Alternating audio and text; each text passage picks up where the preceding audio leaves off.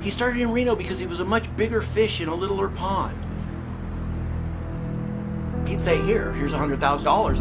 I'm going to play. And they'd say, okay, Mr. Paddock, here's a nice room for you, and blah, blah, blah, blah, blah. He was in the red double X, whatever they call their fancy shit club.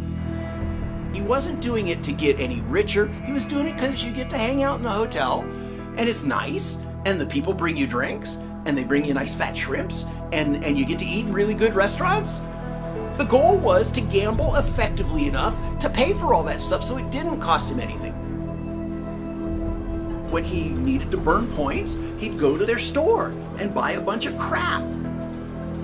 You know, $350 sunglasses and $450 watches, and I'd get a box of shit. TVs would show up at my mom's house. He wasn't losing. If you aren't losing, you aren't a good customer. If you break even and you're spending their comps and eating in their restaurant, you're costing them money. If they are not making money on you, they fucking want nothing to do with you. And they pushed him out of Reno by just cutting off his comps and stuff.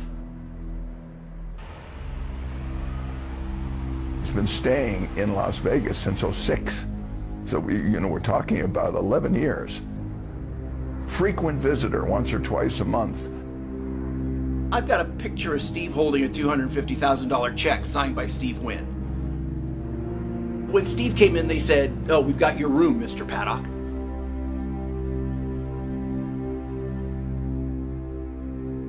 I've got texts from him where he goes, they're calling my name for the 4th time. I'm sending Mary Lou up to get the shit. Because he got like 5 of the 6 things in the drawing for a car. And he had 3/4 of the tickets in the drum. That's how he played. When there was a reason to gamble is when Steve gambled. There were like 6 machines in Vegas that Steve would play.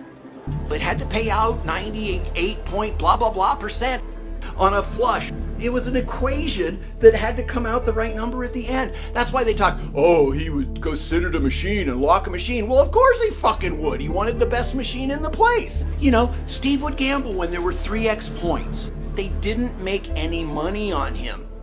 So what would they do? They would say, oh, well, we're sorry, Steve, but there's going to be 3x points tonight from midnight to 6, but fuck you.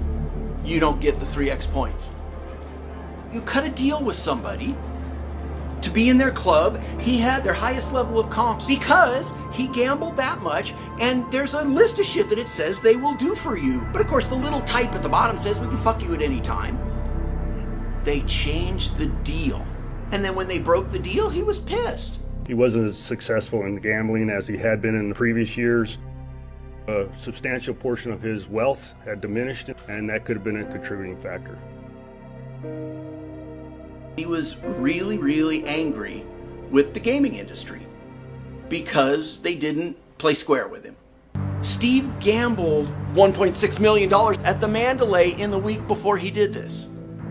And I've got the last 4 years of his W2Gs. I've got tax records that show that when he came in at the Mandalay and they wouldn't give him the room he wanted, he sat down and gambled $1 million so they'd give him the room he wanted.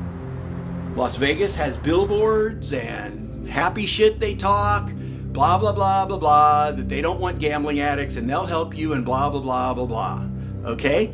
But they know with a push of a button exactly how much money Steve was gambling over the past 20 years.